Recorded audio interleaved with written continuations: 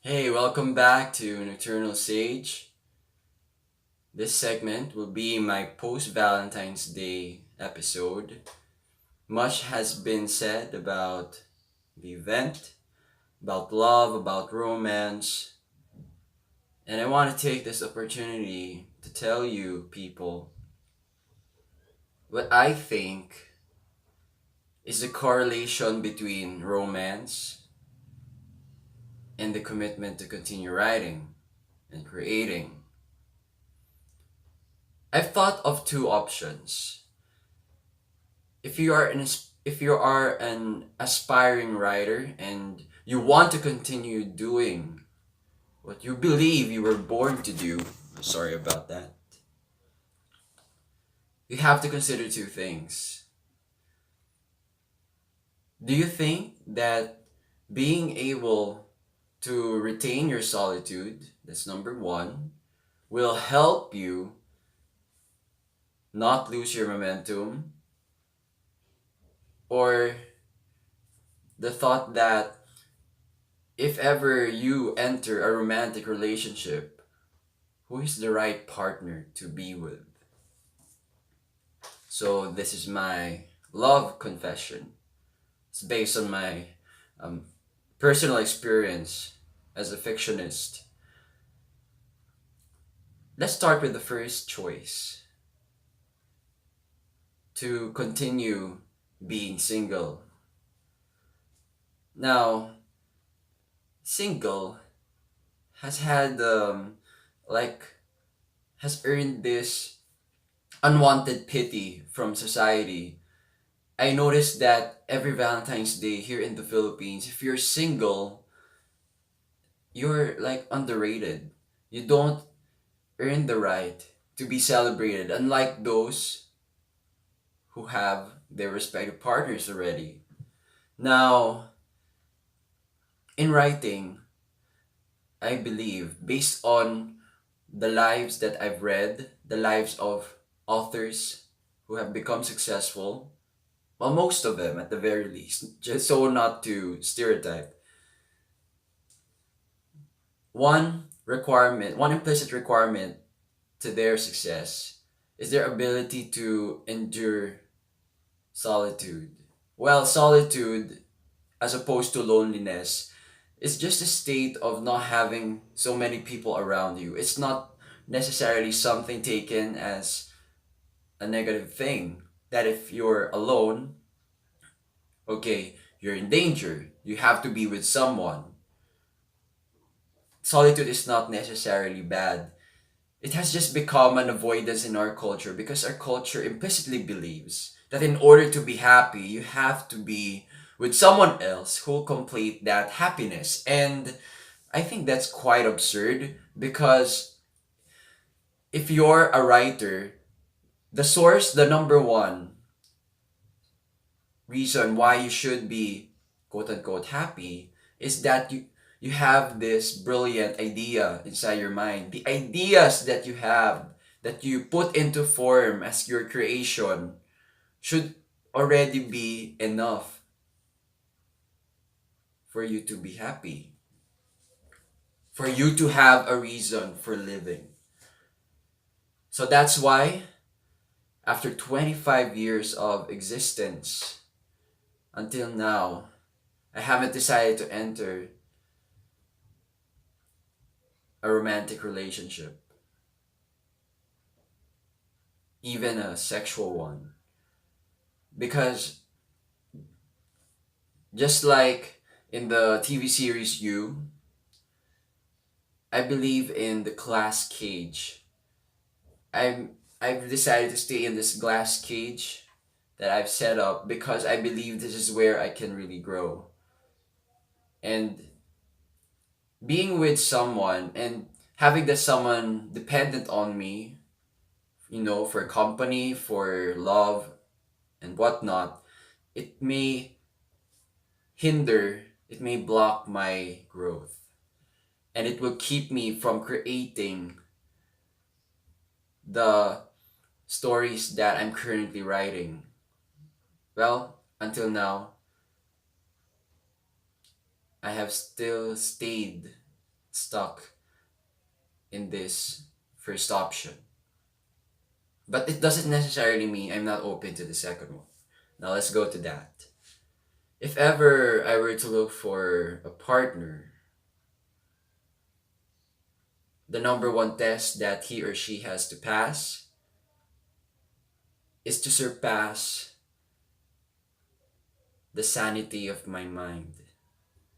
I believe that love is a drug that causes someone to lose his or her rationality ounce by ounce. And if you're too sane, don't expect to get addicted to it.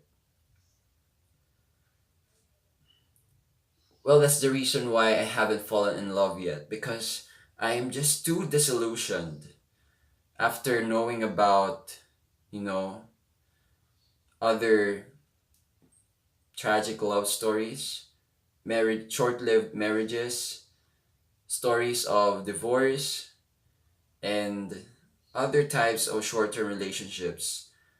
I just don't want to commit the mistakes that they've done. You might think I'm playing safe here, but it's just I just believe that people are not worth wasting your time on. That's why I have retained this solitude that I've spoken of. Now, I cannot tell in the future if ever I'll fall in love. But if ever I do,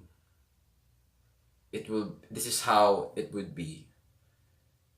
Okay, reasons why a writer like me, or should I say a modern hermit, should fall in love. The first reason, that person has penetrated my mind, not just my body, not just, that's not just on a literal level, but has penetrated the very core of all my artistic endeavors.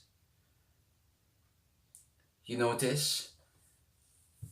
Even having a best friend is not on my daily habits list.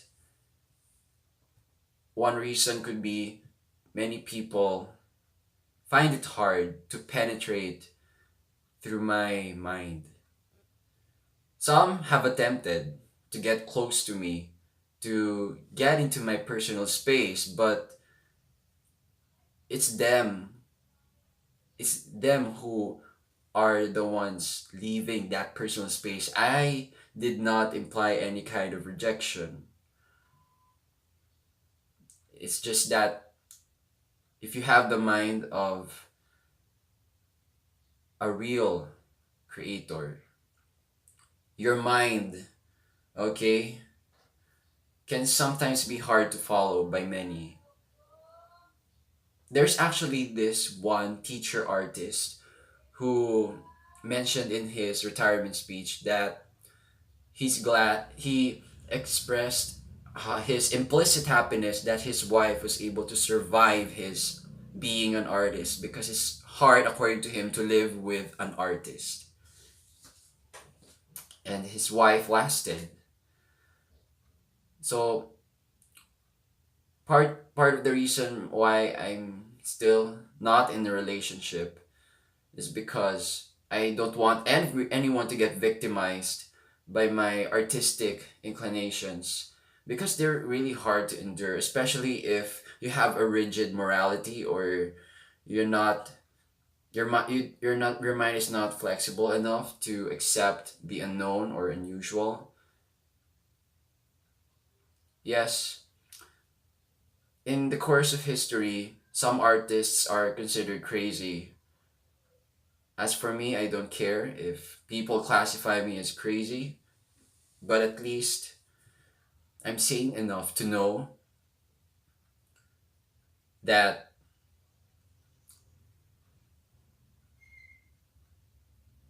parents are not the the source of a child's happiness. I'm sane enough to know that nothing is free in life. Someday, my parents will expect me to give their ROI. I know that a time will come. I'll be asked to take care of them when they become incapacitated physically. And when they do become incapacitated mentally, I will also have to endure that and deal with it. So that's part of my burden as a creature born into this world, a creature who has not lost his parents just like the others. At least those thoughts that receive little acknowledgement from people, I know, even if I think differently. Sometimes crazy people are not the ones who need therapy.